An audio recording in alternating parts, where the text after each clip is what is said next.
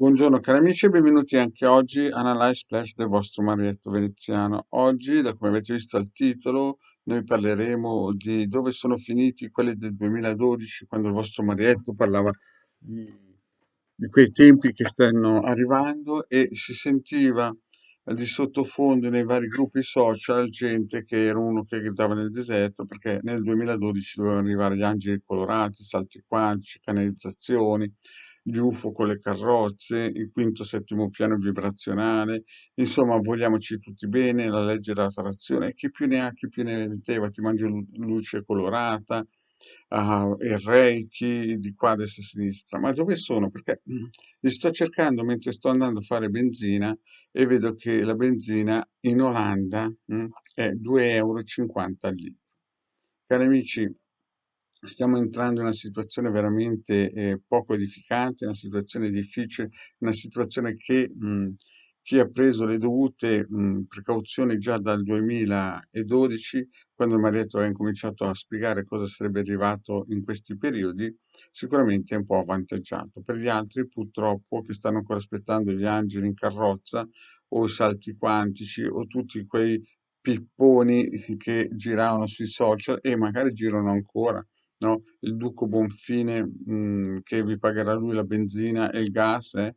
Ve lo ricordate? Fino a qualche tempo fa, il Duco Bonfine. Signori, non agganciatevi a Gregore che vi succhieranno tutto quello che vi succhierà, dal campo eterico in avanti fino al borsellino.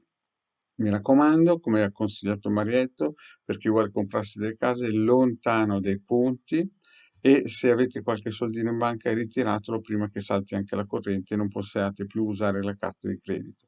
Quindi, cari amici, mi raccomando, sempre un occhio vispo nei canali di Ildegara Marietto Veneziano, sempre seguire il Marietto Veneziano, sempre avere la possibilità di scaricare gratuitamente i circuiti che dal 2015, visto questi periodi, il vostro Marietto aveva già messo in circolazione gratuitamente. Lo ripeto, gratuitamente. In più vi ricordo anche il sigillo numero 6 di Marte per la difesa da queste situazioni difficili che stanno per arrivare. Mi raccomando, non fatevi trascinare da questi nueggiani che vi fanno altro che succhiare la vostra energia eterica promettendovi che vi mandano luce colorata, chi e Reiki e tutte quelle pipponate da New Age. Ognuno deve pensare a se stesso, scaricate i vostri circuiti, seguite le pillole e attivateli questi circuiti e se avete possibilità finanziarie, il decano Magneto Veneziano vi- vi propongono il sigillo 6 di Marte che in questo periodo aiuta moltissimo per la situazione che sono in corso.